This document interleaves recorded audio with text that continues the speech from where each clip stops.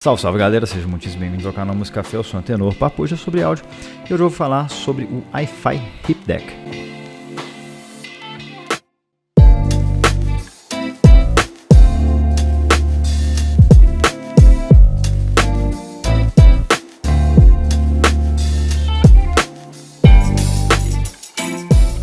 Já deixa seu like, comenta no vídeo que ajuda pra caramba o algoritmo do YouTube aí rodar e dar uma subida no canal. E quem estiver considerando o trabalho, considera se inscrever no canal. E também convida a conhecer a minha campanha lá no Apoia-se, que tem ajudado pra caramba a manutenção aqui do canal. Vou deixar o link aqui embaixo para quem quiser e puder ajudar.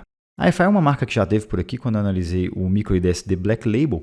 E ela é britânica e é meio que uma submarca da AMR, que é uma marca de produtos de luxo, de áudio inglesa, ambas são inglesas. E ela é uma marca dedicada a headphones e traz uma ampla gama de DACs e amplificadores, tanto portáteis quanto de mesa para headphones, mas me parece que o foco deles é realmente dispositivos portáteis e transportáveis, tal como Black Label, hoje tem o Diablo, o Signature, a linha Signature deles que é muito interessante, e eles têm uns dispositivos de mesa, inclusive, muito acessíveis e de alta qualidade, tipo o ZenDAC, né, aquele stack da ZenDAC e ZenCan. Eles têm, então, uma linha de produtos que eu particularmente acho muito interessante e tem ali um som da casa também que é muito legal.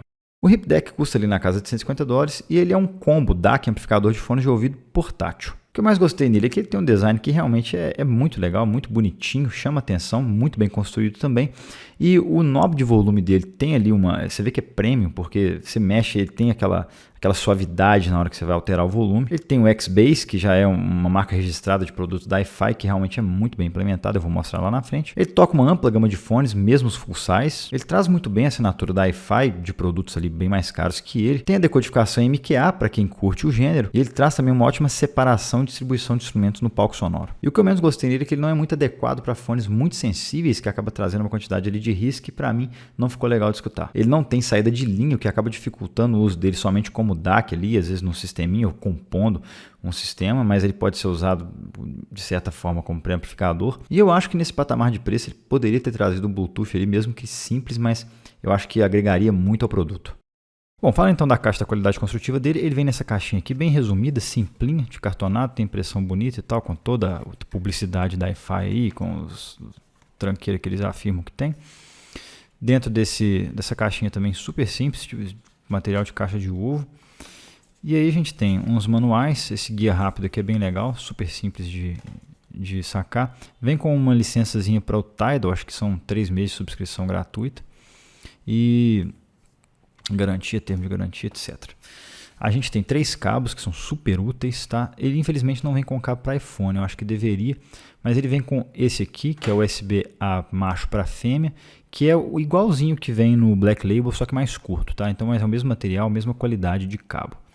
Esse aqui é um cabo ATG com micro USB, com USB-C, que também é show para ligar no celular, tablet, etc. E aqui a gente tem um OTG USB-C para USB-A, que pode usar para carregar, mas eu acho um pouco curto, então eu uso o carregador do meu celular ou coisa do tipo. Ele é super bem feito, com um chassi em alumínio anodizado aí, é meio jateado de areia, tá vendo? Bonito pra caramba, uma textura muito legal. É lindo, parece aqueles cantis de birita. Então é super bem feito. Esse knob de volume aqui é uma delícia de mexer. Os botõezinhos aqui também são. Vamos lá, câmera, me ajuda. Os botõezinhos aqui também são ótimos. Um é X-Bass e o outro é o ganho, controle de ganho, que eu vou falar mais na frente. Aí ele tem essa saidinha aqui 4.4 balanceada e essa saída aqui não balanceada. Tá? Então ele é muito legal, super bem feito, um excepcional dispositivo. Aqui atrás ele tem então a USB-A e a USB-C, nada demais.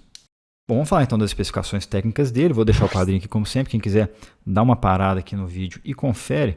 Ele traz como chip DAC um Burr Brown da Texas Instruments, modelo DSD1793, que é customizado para Hi-Fi.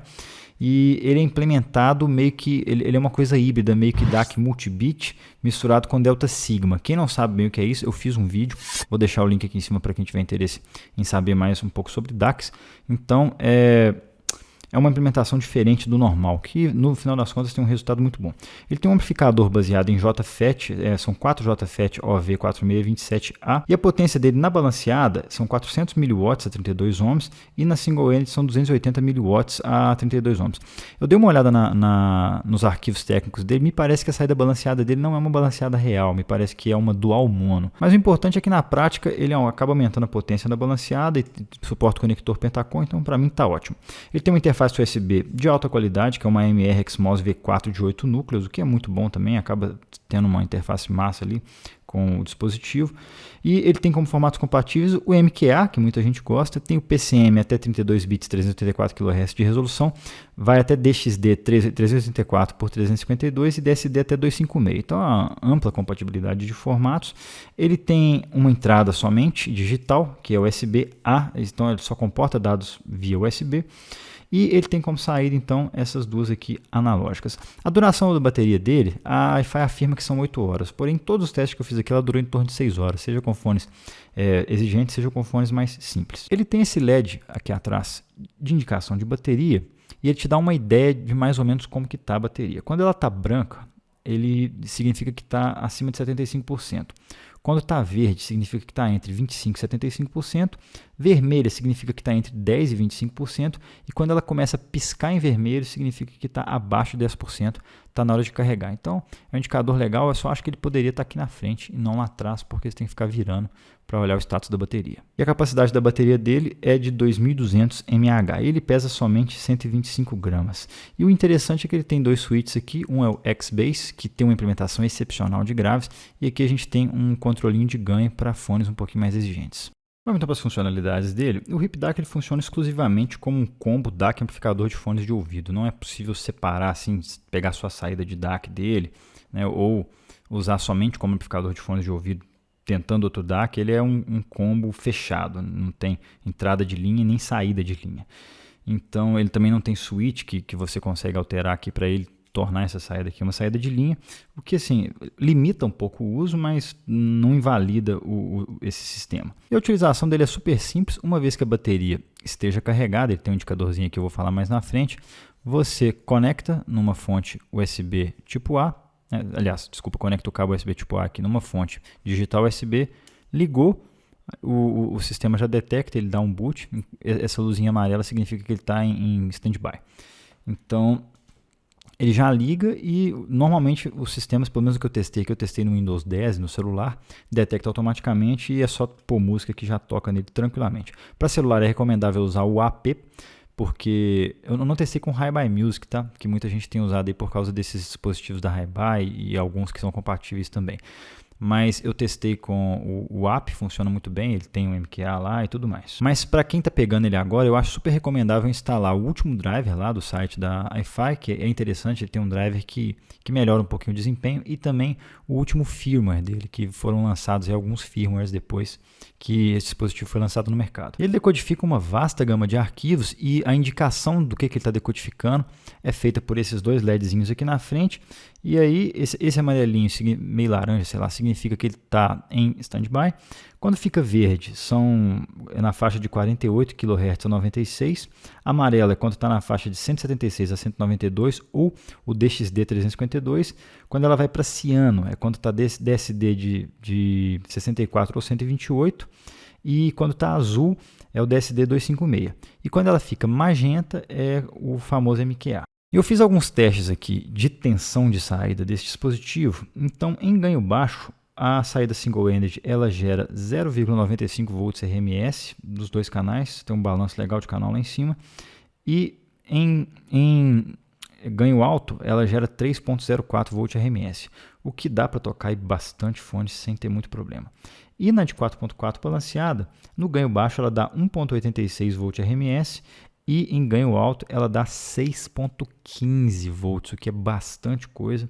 E aí então fone que demanda uma certa tensão, ele consegue tocar com uma certa tranquilidade. Inclusive esses Sennheiserzinhos aí, ele toca tranquilamente HD 600, 650, 660, tudo vai muito beleza nele. É importante ressaltar que ele tem um desbalanço de canal ali na faixa inicial do volume, conforme vocês podem ver na medição aí. Esse roxinho, essa linha roxa, é a diferença entre o esquerdo e o direito. Esse botãozinho de X-Bass aqui é do caramba e assim... é uma excelente implementação mesmo. Ele vai ali só naquela região mais subgrave. Então, se tem aquele fone que não tem muito chão, sabe? Não tem uma pegada muito de graves mais subterrâneos. Isso aqui, bicho, transforma. E fica muito bom, claro, se o fone aceitar. É uma implementação que, se não me engano, é puramente por hardware, então é feito ali por circuito, não afeta a parte de DAC dele, então é muito bem implementado. Eu vou pôr um gráfico aí na tela do que eu medi com e sem o X-Base. Vocês podem ver que a linha do X-Base aí, ela vai lá em cima, acho que dá um ganho ali de uns 15 dB, por aí nessa casa. Então é bastante coisa e realmente funciona muitíssimo bem. E esse outro botãozinho aqui, eles chamam de Power Match. Lá na publicidade da Hi-Fi fala que está escrito aqui Power Match. Eles falam que ele faz um casamento de impedância, blá blá blá. Na verdade, para mim, funciona como um switch de ganho, tá? Eu não vi casamento de impedância, nada disso. É um switch de ganho. Aqui você coloca, o ganho fica mais alto. E, consequentemente, ele tem um pouquinho de RIS para fones muito sensíveis. Quando você aumenta aqui o Power Match, o RIS aumenta junto. Então, certamente é um switch de ganho. Então, bora falar do som desse carinha aqui, que é o mais importante. E assim, a primeira coisa que chama atenção nele é que ele tem uma excelente separação de instrumentos, talvez em função da maneira como o DAC dele é implementado, e supera muito dispositivo, inclusive bem mais caro que ele. Então eu atribuo isso à maneira como a Hi-Fi implementou esse DAC aqui. E além disso, ele tem uma separação estéreo que é muito boa, o que acaba trazendo ali uma sensação de palco sonoro um pouco melhor, com um pouco mais de largura e acaba que, consequentemente, um pouco mais de profundidade. E é interessante, quando você coloca uma música tipo The Chain, do Fleetwood Mac, isso fica muito evidente por causa do jeito que essa mix é feita. Tem que ser a remaster, eu vou deixar linkado aqui também para quem tiver curiosidade, quem tiver esse dispositivo tiver curiosidade de testar. E em muitas fontes, a guitarra do lado esquerdo ela fica um pouco mais fechada aqui no palco, e a bateria, a guitarra do lado direito também fica um pouco mais fechada. É como se ficasse aqui 11 horas e aqui 2 horas, tá? No palco sonoro. Quando você coloca no Hip DAC a mesma música, comparado com um desses DACs Delta Sigma comum aí de mercado, tipo uns SMSL, tal. E aí quando você coloca no Hip DAC, ele aumenta um pouco a distância desses instrumentos, tá? Eles estavam aqui e agora parece que estão aqui. Isso tudo matched, tá, gente? Eu costumo fazer os testes AB tudo bem pareado, os volumes e tal, para não ter discrepância ali na percepção em função do volume. Mas o que acontece é que a guitarra que estava aqui em 11 horas e a guitarra e a bateria que estavam aqui em 2 horas, no Hip DAC eles fazem assim, ó, uma vai para 10 e a outra vai para 3 horas. Então assim, é bem perceptível que o palco faz assim, ó, ele aumenta um pouco em distância e abre assim, o ângulo. Então é um efeito muito legal e é perceptível, muitas músicas isso é muito perceptível, na maior parte das coisas que se escuta com ele isso é bem perceptível. Então para mim isso é um desempenho excepcional num DACzinho bem barato. Significa que ele traz o desempenho dos DACs bons da Hi-Fi nesse carinha aqui, pequenininho e baratinho. E assim, em termos de tonalidade, eu achei ele majoritariamente neutro, eu não achei que ele traz regiões muito coloridas, mas a maneira de apresentar as coisas é muito legal. Então ele mostra médios, por exemplo, com uma textura muito boa, talvez em função da ótima resposta de agudos que ele tem, que também não é todo DAC que resolve muito bem agudos, né, que traz eles com mais nitidez.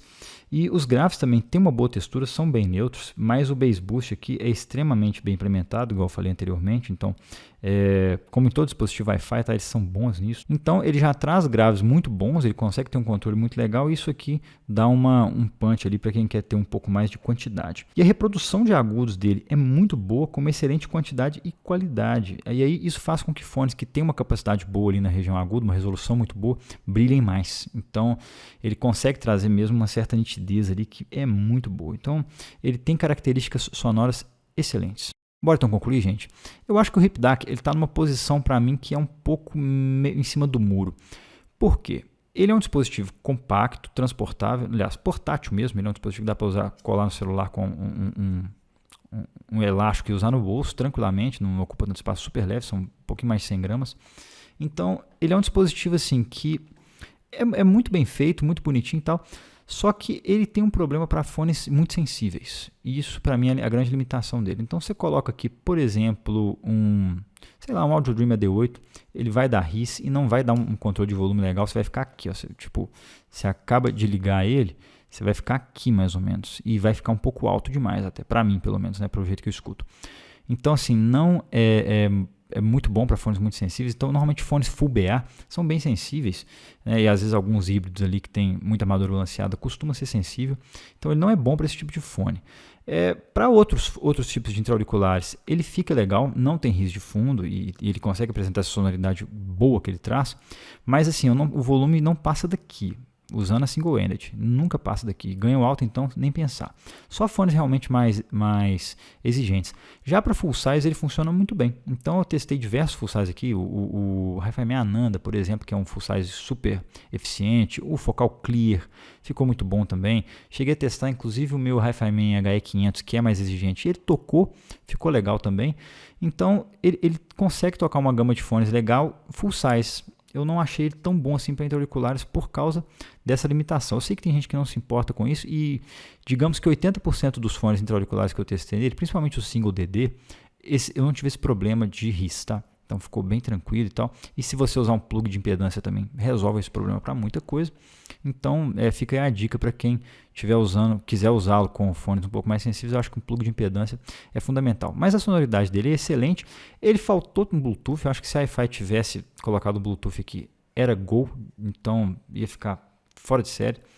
E é isso, gente. Essa é a minha visão sobre o Wi-Fi HipDAC. Quem curtiu, dá aquele joinha para ajudar o canal. Quem está curtindo muito o trabalho, considera se inscrever no canal. Um abração, até a próxima e valeu!